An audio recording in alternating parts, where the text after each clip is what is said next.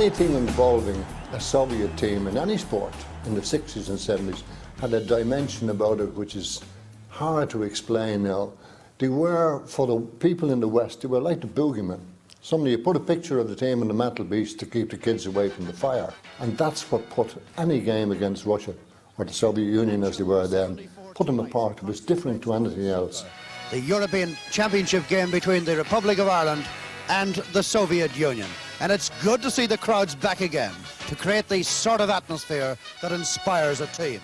At 2 o'clock, and I remember it distinctly, at 2 o'clock we went out for a warm-up. And the ground was nearly full, which is unheard of for an Irish crowd to be in so early. And I felt on the pitch, and I said to one or two of the lads, I think something special is going to happen today, that we're going to really win this game and play exceptionally well. And we did both. This was a very big game because it was early in Giles' managerial career, and it was considered, it was felt that we'd do pretty well to scrape a draw. But blocking always ready for the half chance. Here he is again, and he's in. The USSR had come to town, and they had a powerful team. But Giles was now the player manager, and he'd picked a good team. He was very clever and knew what he needed. Most of all, he had chosen a new midfielder who was to become one of the greatest ever. Long, hard fellow with a bit of a loping style, called Liam Brady. This is Liam Brady, his first touch in senior international football. My claim to fame was I was dropped for the start of Liam Brady's international career, which of course we know was an absolutely brilliant one. But I mean, it's funny the way it turns out, because watching that game from the touchline, it was fabulous. Liam Brady showing his composure so early in the game. I remember after about 15 to 20 minutes, Gilesy, who was being man-marked by a Russian player, saying, I'm going to play right back and let Brady run the show. Those were his words. He said, I'm going to play a fullback. And that guy followed him.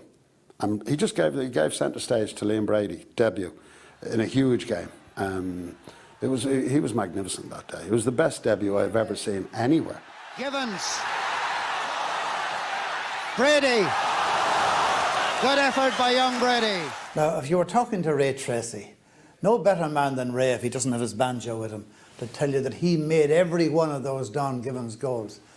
If he didn't have the last pass, he pulled away and made the space. That's correct, I did make them all. Don Givens to this day won't admit it, but the reason I'm so ugly and Don is a very handsome man is that I took all his hits.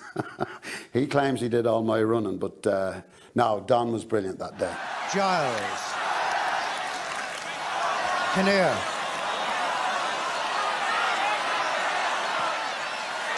Givens is coming in. Oh, it's a beautiful goal, isn't it? A beautiful goal.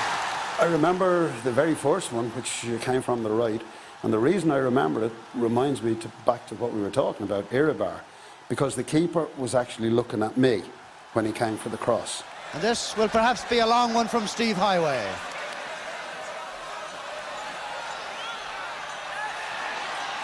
Tracy, hooked in by Don Givens. Steve Highway crossed it. All I had to do was flick it on, and Don Givens stuck it in the back of the net. But it was top quality. It was a hell of a good goal from Don. Don Givens had this innate ability to peel off his marker, could create the extra half yard of space, which gave him, was all he needed to score. And that was particularly effective in heading in the aerial situations, superb in the air. Somebody once remarked about Don Givens that his goals were like CIA buses. They came in bunches.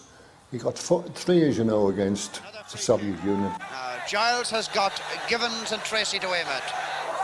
Givens' head. It's the hat-trick. When Givens caught fire, they were great days for Irish football. There was no way that we were going to get beaten that day. I think we were in leading 2-0 at half-time. And Giles, from a free kick, plonked on the head for Givens to head the third one. But Don wouldn't have gotten the 3 goals if the rest hadn't been right. And right from the goalkeeper, all the way through, from Paddy Roach all the way through to Steve Highway at outside left. Everybody was immense. And it was a wonderful, wonderful team performance. It's now over. It's all over at Dilliman Park.